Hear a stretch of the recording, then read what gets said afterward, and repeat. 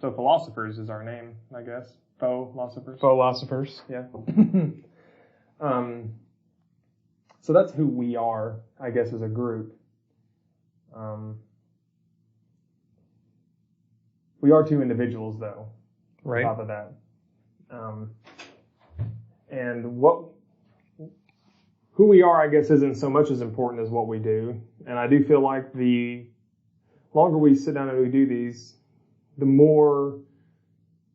better you'd be able to tell who we are, And I think just to launch right into it, who we are will change. I don't think either of us is going to claim that we're going to stay the same.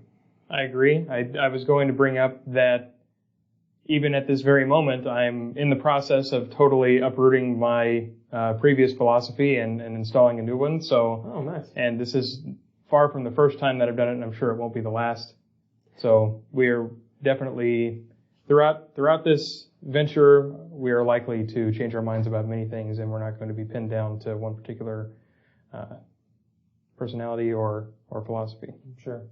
And I think that's a good thing. And I hope, more than anything else, that anybody who listens to this, besides the fact of, hopefully we're a little bit entertaining, or hearing discourse done in a civil manner will help anybody who's got their own ideas and doesn't really have anyone to share them with, or just maybe trying to form new ideas, or just hear other perspectives that aren't, shills. And but on top of all that, to hear other people going through transitions of their own, their various philosophies, and entertaining new ideas, and espousing new truths, air quotes on truth there, but getting closer to the truth, I guess, because as our mission statement, kind of is entertaining ideas, ourselves, and others in pursuit of the truth, and we'll probably get into it much more later, what the truth is, or can you know what truth is? But I suppose something that is probably safe to establish now, without having to get into it, is that we both agree that there is a truth. Yes. And it's not something that changes based on the whims of people. No. And launching into what we do, I guess, we are seeking that truth. And I guess it's also safe to assume that at this point in time, we believe that the truth can be sought through civil discourse, in concert with other things, of course, but the easiest one to sit down and do in an afternoon is civil discourse. And that's sort of what gives rise to the name Fauxlosophers, of course, right, yeah, is because we're just two guys in figuratively armchairs talking about life, the universe, and everything, all the while not doing any of the legwork that got us to where we are. Exactly. I wish we had literal armchairs. It'd be a lot more comfortable. But yes, maybe one of these days. Maybe someone will buy us armchairs. But no, I agree, and I think it's safe to say also, go ahead and throw out our initial disclaimer that we should never, hopefully, have to make again, is we are not expert philosophers by any means. Right, not formally educated in philosophy or science for that matter. Mm-hmm. And we have various interests outside of philosophy as well, and that we are probably more technically trained in. I don't think it would be too presumptuous for us to say that we are, educated individuals, but even if that is the case, I don't think that is necessarily a prerequisite to, armchair philosophize and just think about things and air them in an open discourse without getting distracting, of course. Right. I think the real advantage that education might give you is just the mere exposure to other ideas that you hadn't considered before, that you wouldn't get if the only ideas you've been exposed to were the ones that you grew up around. Exactly. And maybe even the bootstrappable way to the idea of how to deal with ideas. That's a thing that you kind of have to bootstrap yourself into, because there is no such thing as an idea. There's nothing before ideas that you can have about ideas. They self-define themselves. And I think it's interesting that you can look throughout history and see how definitions have changed as we've discovered more about the world. But, for anything unknown, it starts out as just an idea and a definition that, as we say, we're trying to seek the truth. We then try to tweak those definitions and those trains of thought and processes towards the truth. Starting from just an arbitrary point of an experience, usually from one person or a small group of people, and then we remix that more and more, and then we try to move it towards the truth. And I think that's just, we are a microcosm of what that process. Just the two of us here, and then of course anybody who ever listens to this. I think. I definitely think that, we would be open to interactions at some point, even if it's just in the basic form of a question and answer, or, just hearing what other people have to think, or getting all the way to having guest appearances and things like that. Yeah, that'd be awesome. But for now though, everything's got to start somewhere. And, I think this is our somewhere. So I think that encapsulates it pretty well, who we are and what we do, and, without going too much into our personal lives, because that's not really the point, just to recap on what I said, I don't think I don't like that people use their personal experience as evidence. That's an anecdote. Goodness, now you've got me where I can't say it. Yeah, my apologies. I think that pretty much cuts it well and dry, who we are and what we do. And I agree. Yeah. I think one thing I want to go ahead and jump into then, since, I don't know if you'd call this jumping to any topic or popping the topic stack, which is our way of keeping track of the topics, but I'm going to impromptu throw one in here. I'm going to go ahead and cite it because it is a great work. It's a great video. CPG Gray's videos on, he has a lot of great content. I think you and I both have watched a lot of his stuff, or at least some of his stuff. But to keep in line with what we said about ourselves and how we don't think we're going to hold the same beliefs, even through the duration of this podcast series, however long it may last.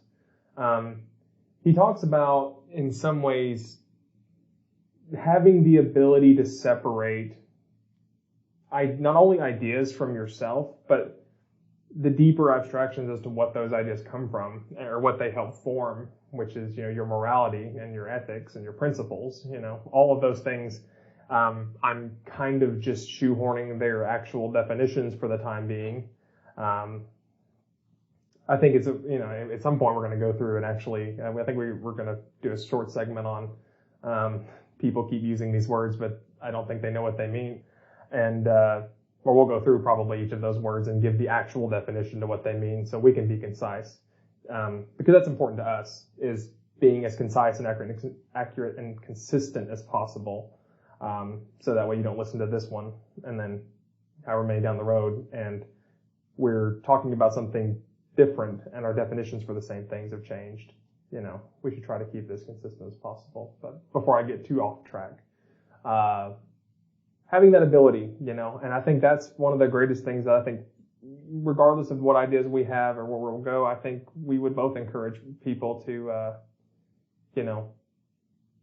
don't hold too closely and don't let your morals and your principles necessarily define you. I think keeping in mind that people, each of us as individuals having our own agency, can define what we believe to be the right and wrong thing to do, and in various cases, and have the rituals and processes throughout our lives that we keep and hold to, Right. We shouldn't forget that beliefs are secondary to ourselves. Right. And they can come and go based on new experiences and new information.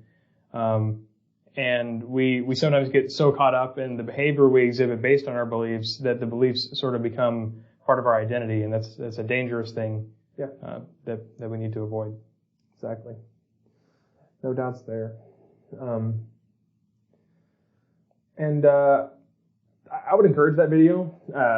For any of you who haven't seen it, if you ever want to know what we talk about, if we ever do mention a video or a source of something that either of us has consumed and want to talk about, we will do our best to go ahead and link those things in the description below, and that way you can see them yourself. Or if you're not on, depending on what medium you watch this, they'll be in the description or the bio. They will be somewhere that is easy for you to find, so that you can go view them for yourselves. Because that's, that's the biggest thing. If you have the ability to ever consume something directly, I would always recommend it. Getting a secondhand account can be useful, but I think always being able to consume it and think for yourself on it first, preferably first, I think. Well, this is even a principle of historical method, is that secondhand sources are always considered worse than firsthand sources. Right. So it's always best to see the original, even if we have something else to say about it. Sure. And I think it would be it's an enriching experience for both people, because that's really how you're able to participate in a discourse, is in a better way. Because I think you and I consume a lot of the same things. While we have our own various interests and outlets I will listen to or read these certain areas in these people, and you will others, but we do tend to have a pretty large overlapping. And that's what allows us to have a more, well-rounded discussion, is having the balance of those two things. And, because you're already going to bring your own perspective. Each of us is going to bring our own perspective from the get-go. It's unavoidable. You carry it with you every day. Exactly. Some would argue that you are your perspective in a lot of ways. I guess there's something to be said about that. Something to be said about that. Maybe in a later episode. This is going to be hard sometimes, not to get too drug off on tangents. Man, we're going to have to be a lot more structured in the future. Maybe we need to get one of those chess timers and go back and forth. Go back and forth. Exactly. But see, that could yield an awkward situation where it's like, oh, well, Joe has not shut his mouth up for 30 minutes, and it looks like we're going to hear from David for the rest of it. First names only. Of course. But maybe, no, I don't know. This is new to us. I think that's another thing to point out. We are amateurs almost in every sense here as to, I guess, the natures of philosophy and to these podcasts. This is something I think we just kind of talked about doing on a whim.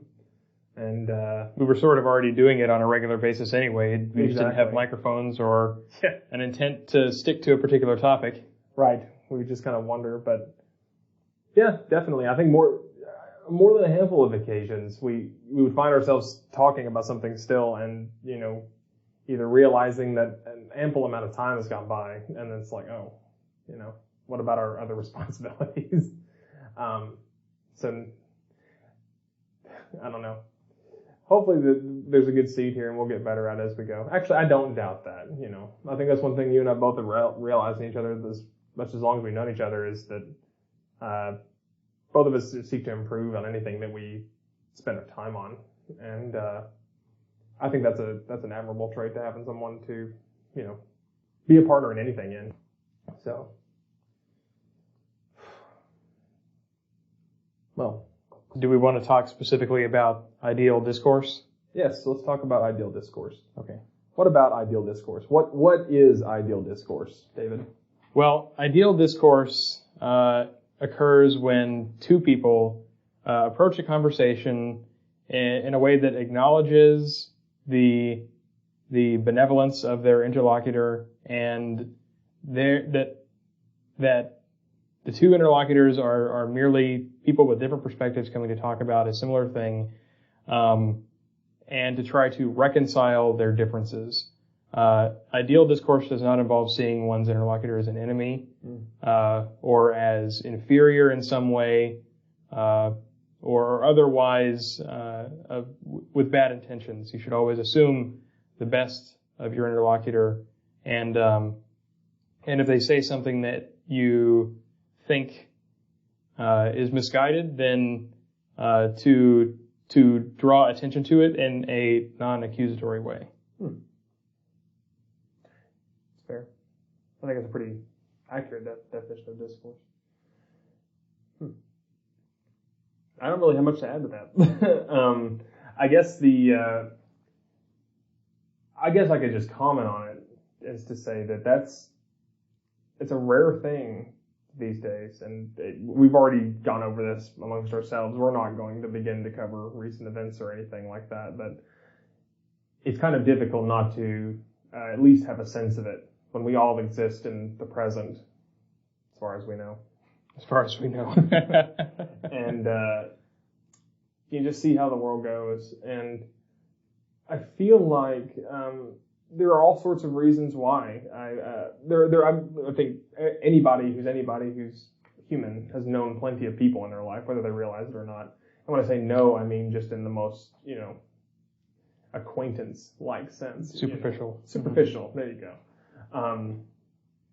But, I'm still a young man, but I feel there are very few people that could approach a discourse like that. And I do think it's important that anybody who does want to engage in a discourse like that, you got to have to know to some degree the person you're going to be engaging in that discourse with, or at least have a common understanding. And that's why, for the longest time, I would see these videos or read these articles about finding common ground, and I hate that phrasing to a point, because it's finding common ground assumes a compromise, Well, I actually don't think so. And I think that it is actually possible to have a good and positive discourse with someone that you really know nothing about. So something that I'd like to cite is the concept of street epistemology, which is a specific application of the Socratic method. It wasn't invented by this person, but it's been popularized by somebody named Anthony Magnabosco. And he also has a YouTube channel if you want to look that up, in which he approaches strangers in public places and conducts interviews with them, in which he has the subject choose a topic of some belief that they hold deeply, and particularly one that influences them the most in their daily life. And then he questions them on it, no matter what it is, even if he actually happens to hold the belief himself. He will apply questions and try to identify why it is that they hold the belief. That's where the epistemology comes in, and this creates a non-hostile environment, because he never makes any assertions of his own or claims about their belief, never makes any assumptions, and if he ever feels like he doesn't understand what someone's saying, then that just opens another path of questioning to try to get to the bottom of it. Fair enough, then. I'll have to check that out, because to this point in time, maybe it's because I'm just a disagreeable person. I don't know, David. Maybe I can neither confirm nor deny. But I don't know. That sounds amazing. I'll have to check that out because it's a little hard for me to believe. But after hearing you explain it in that sense, I guess you're correct. I guess to temper what I said, caution should be used in the least. Because anytime you begin to talk to people, especially about ideals they tend to hold deeply, you can't always assume that other people are willing to change their minds. I think or change their ideas, or even think that their ideas can be changed or true, like what they might hold to be. And I'm going to use the layman term for truth here, because that's what some people, anyone who says my truth or whatever. Well, indeed. And I never said that these interactions always go favorably, because many times they don't, although more go positively than you might expect. But one thing that's actually good that you brought up the concept of one's own truth, because Anthony himself actually ran into this a number of times by accident, when he would question people under the assumption that they believed in an objective truth, only to find out that they didn't, and then this unraveled the entire conversation leading up to that point. So he now always begins. Well, I shouldn't say always, but most of the times he remembers to begin the conversation with a thought experiment in which he has a bottle of Tic Tacs, and he makes the claim that there is either an even or an odd number of Tic Tacs in the bottle, and then questions his interlocutor about whether they believe that is the case. There is either an even or an odd number, and then if he were to then further claim there is an odd number, could they count them out and he be wrong? So it's a way of identifying how someone sees the truth before you get too far down a rabbit hole and have the conversation fall out from under you because you didn't expect that. Right. So laying the groundwork then, like taking your due diligence on that. And I guess in some way, to use the term that you just expressed disdain for, finding common ground. Right. The very minimal common ground of there is a truth and people can be wrong. Okay. Fair enough. I can see that point. In that sense, if that's what maybe that's what people mean when they say let's find common ground. I don't know. I can't assume to know what someone intends when they just use a phrase like that. I don't think that people normally mean something like that as common ground, because I don't think that most people even consider that people think about the truth differently than them, because it seems so obvious.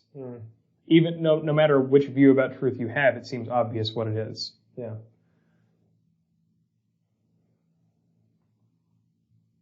Good point. Yeah, most things I guess that we hold that closely are things we're so familiar with, especially things that are tied directly to our own perceptions of reality. Like if you grew up around like in an environment, I guess this is going to lead towards your biases too, which are essentially just common experiences you've had over the course of your consciousness that there is a recurring theme and they have similarities. So you kind of, in your ape mind, loop them back into and just kind of make a nugget out of all of those occurrences and just on which you can base assumptions. But I guess in my experience, the majority of people, and I grew up around, and I'm not going to even go too far into it, but I grew up around a lot of religious people. I grew up in a religious institution, and that typically isn't a place where the truth is. And I see this all the time with a lot of religions. I'm not going to say all religions or all people who hold religious beliefs necessarily, but it's a common theme in any type of ritualistic behavior, and of which religion tends to be. And by ritualistic, I mean any kind of repetitive behavior for which there is an artificial standard you've kind of maybe created for yourself. Or if that's not the religion itself, then at least most religions heavily encourage ritualistic behavior. Sure. But something as simple as brushing your teeth every morning is technically a ritual. As far as, it's just something that you do routinely. However, why is it routine? Most of the time those are self-enforced. No one makes you necessarily brush your teeth every day. Sure, there are social norms, like people might not want to talk to you if your breath smells badly, but you enforce it upon yourself. Like there is no one in your house, if you're an adult anyway, or if you're an adult who lives on their own and is self-sufficient, I guess, that enforces you. It's just it's something that you've always done based on an outside stimuli that makes it just there might be many reasons why you'd hold yourself to it. It might be just because habits form and it's what you've always done and you just do it and you don't even think about it. Or you might be thinking about someone you'd like to impress and you don't want to gross them out with your stinky breath because you were too lazy to brush your teeth in the morning. Or it might be because it makes you feel better for having done it. Or it might be because you dread the long-term consequences of not doing it, or any number of things. Sure. And it could be any number of things. But all of those things tend to be the reason why you do it, the conscious reason. But I guarantee you most people that have, say, the conscious fear of the long-term consequences of something, not brushing their teeth in this case, they wake up and they don't wake up thinking about that long-term consequence, generally speaking. And I don't think so. I've never woken up and I don't know. I'm not a person who motivates myself to brush my teeth by the long-term consequences necessarily, for better or for worse. But I don't think that a person that's the thing that if you get them talking about it, it's like, man, brushing your teeth is great. And they think, yeah. And the real reason that like sticks in their head is, I just don't want to have bad teeth or dentures or whatever. They still don't wake up every morning and begin that day's consciousness thinking that.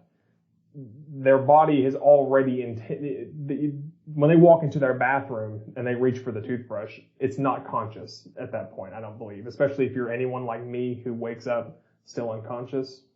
And like walks in, who's not awake until he sits down in his car to leave for work, which is incredibly dangerous. But I could have full conversations I don't remember. Coffee works wonders. Coffee works wonders. I tell you. Yeah. The best pesticide ever to drink, I gotta say. Okay. Is coffee a pesticide? Yes, it is. Well, nicotine. Sorry, nicotine. Caffeine is a pesticide. Coffee itself isn't, but I guess the reason you drink coffee. I suppose there are some who like it for the bitter taste, but raising my hand right now. Yeah, but for waking yourself up sake, the heat and primarily the caffeine are the motivator, or the things that really help you do that. And caffeine being an alkaloid, like nicotine, all the enes in that case are naturally occurring pesticides. So, fun fact. A little offshoot. It's a good CPG Gray video about that. I'll link as well. Who also shares your love for coffee. Yankee. Anyway, I resent that. Go ahead. You can resent it all you want. I'll sip my hot tea instead. But red coat. Anyway, the people who wake up you don't think about those things. It's the ritualistic nature of it that reinforces it, and that reinforcement is subconscious or mechanical to a degree. It's not high in your mind. And so take that same principle that we spent the last 5 minutes like trying to unweave and apply it to just an idea. What is right and what is wrong. And what's interesting is you can apply those ideas, you can apply that ritualistic behavior to reinforce those ideas independently of one another.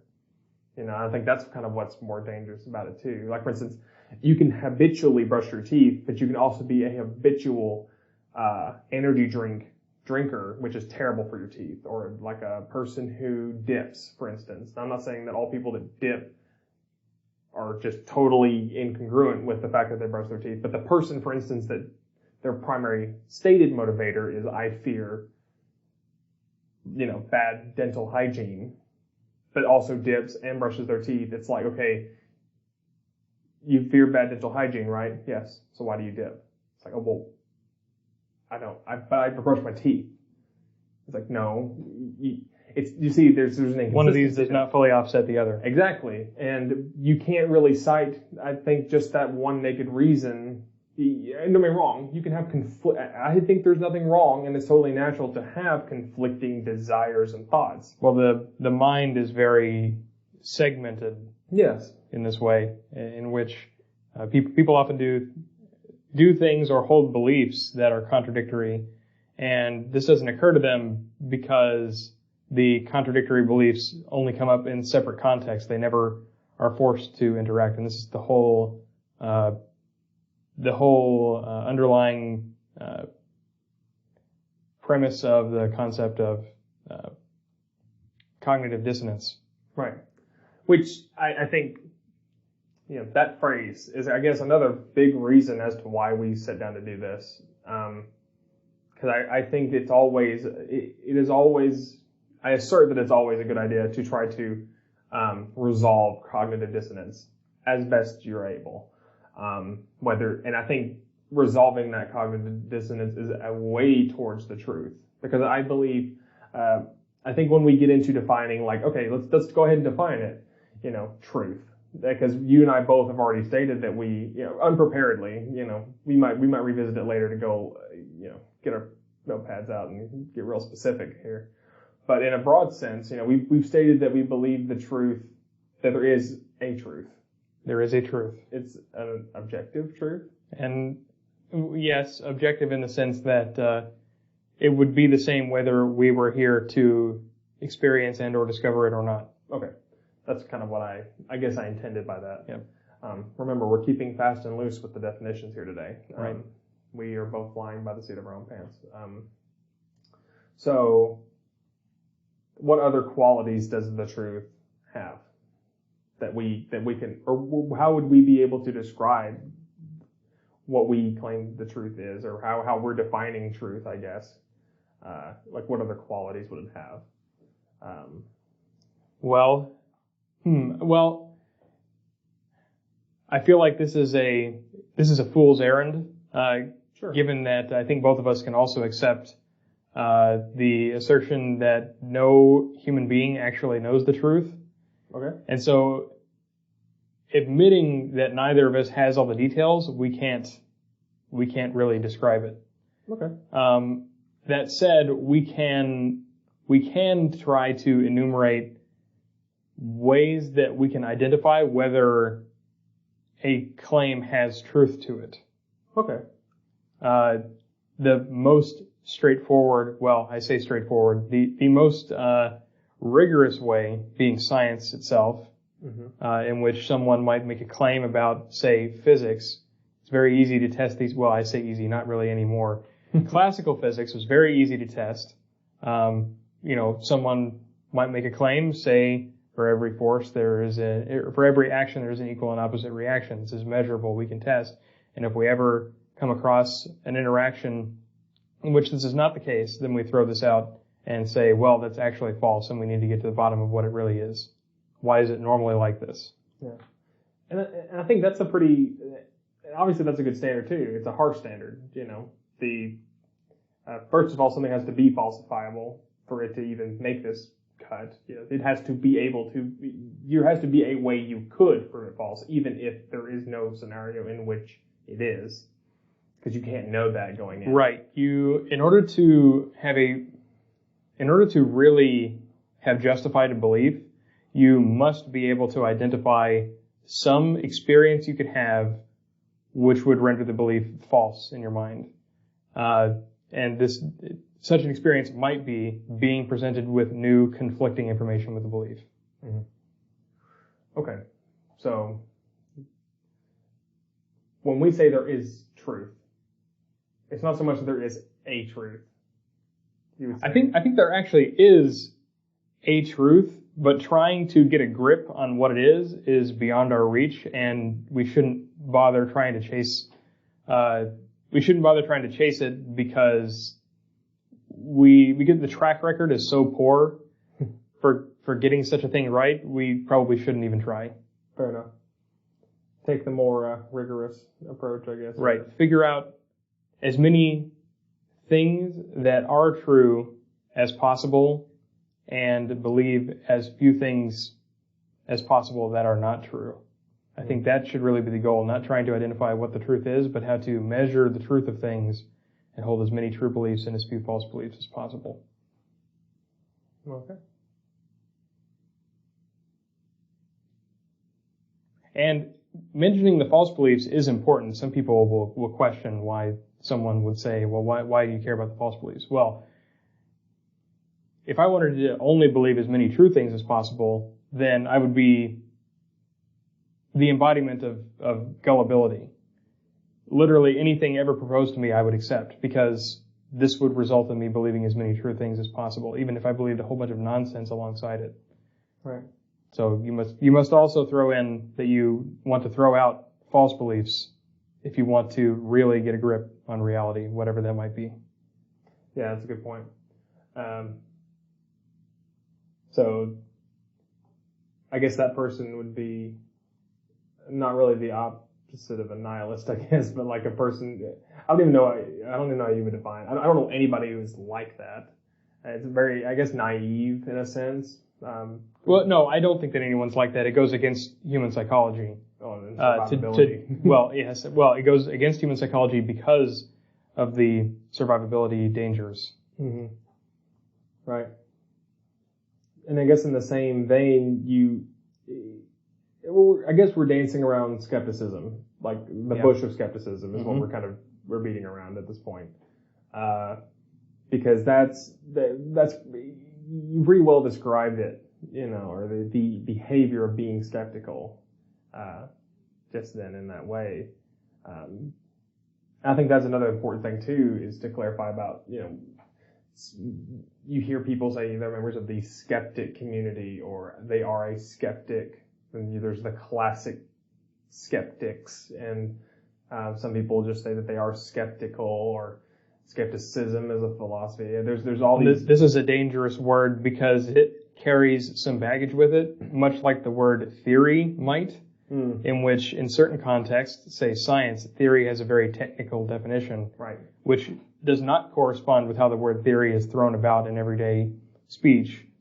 Skepticism is much the same way, where it philosophically has a very technical definition, but when someone says, I'm skeptical, it just means that they're doubtful of something. Right. Or it might mean that they're a cynic and they don't really believe anything anyone has to say. Yeah, that's kind of where I was going with this is, I think because we talk about, having, approaching discourse accurately. I think having a healthy skepticism is a part of approaching discourse as well, because I think if you didn't have some type of healthy, I'm using the Fauxlosopher version of the word skeptic here, or skepticism. If you didn't have some sort of skepticism, you might not even engage in a discourse in the first place, or want to. Or if you did, it wouldn't be very productive, I don't think. I think in some way you have to be prepared to take something as a falsity. Say this thing is false, or I believe this is false, or I do not believe it is at least correct. And well, really, the essence of skepticism is to suspend belief until you've been given a good reason to believe. And along the way, because you're not perfect, you might accept something that isn't true, but it seemed justified at the time. But you need to be careful not to ally yourself to a belief ever, because doing so is basically dooming yourself to never getting out of a false belief if something new were to come along and discredit it. Yeah. And no, I think that's pretty succinct. It's pretty well done. And I guess where I originally was going with it is to even. You said it in the definition, suspending belief, not disregarding belief.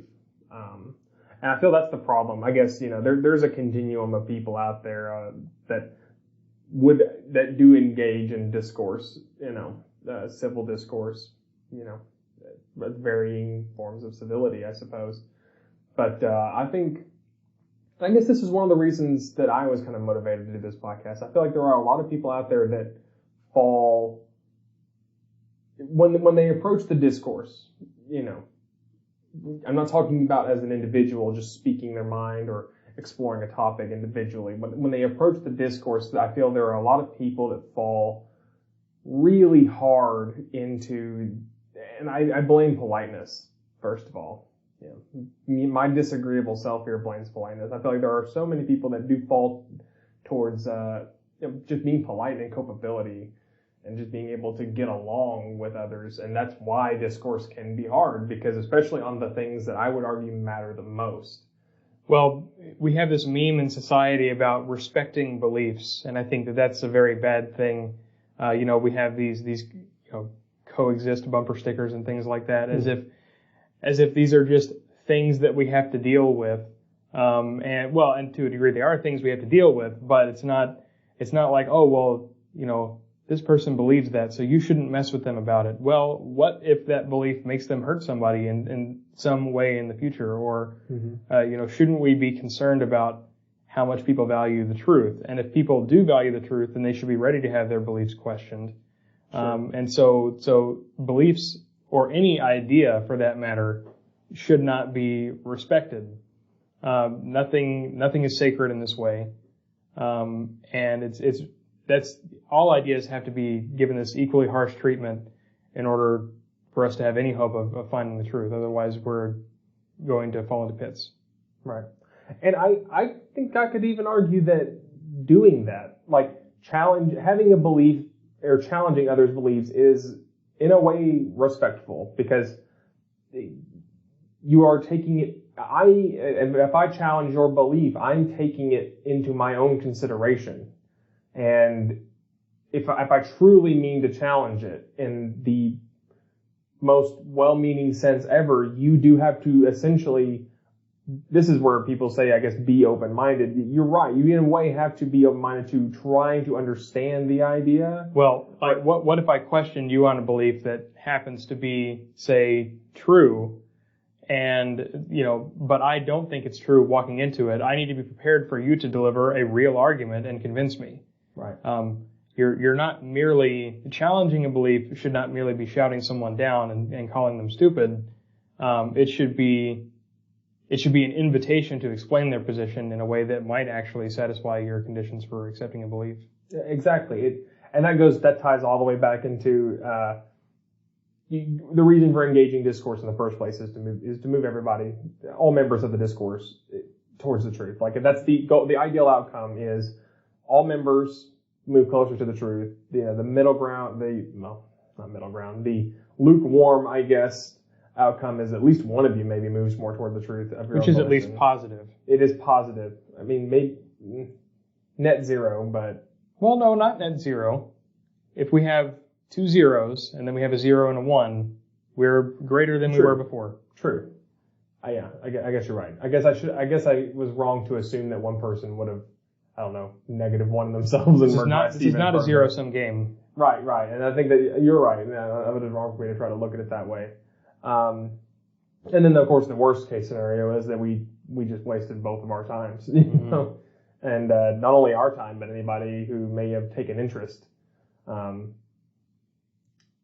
for some reason, that reminds me that you were telling me at one point about the limits of the participants in a civil discourse.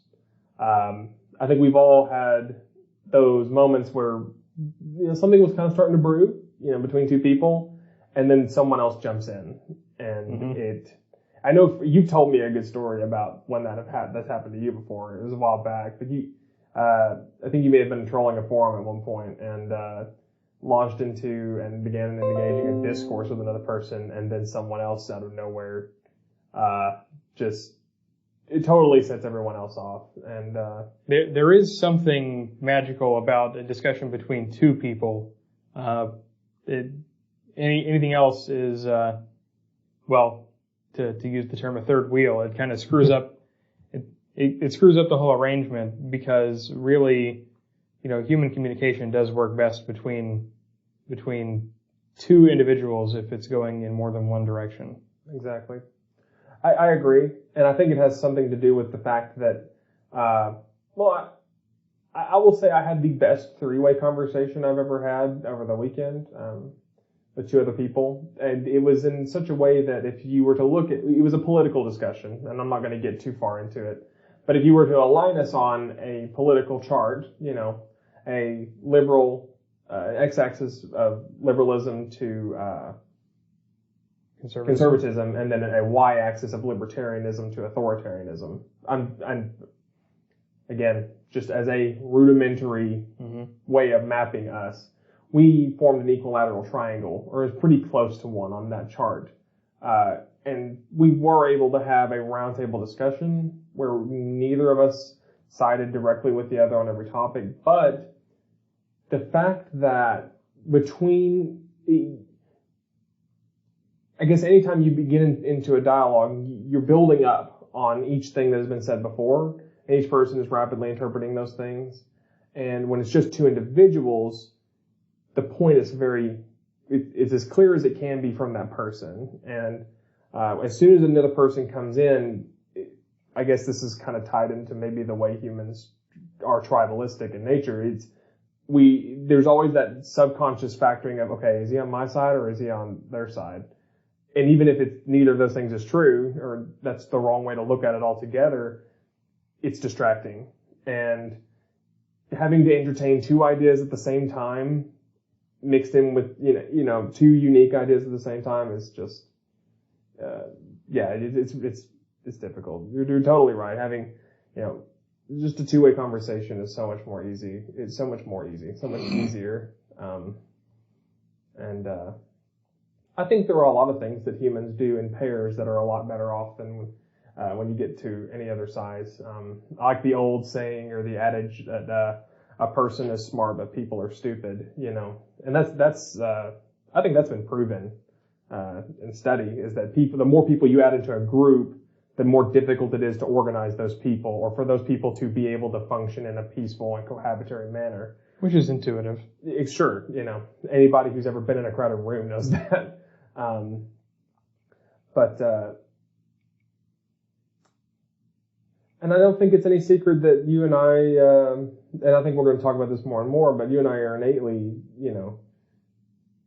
if not libertarian to the point, it's more, we value the individual as the preferred scope, or at least the starting scope when discussing any topic is the individual, or that's the most important.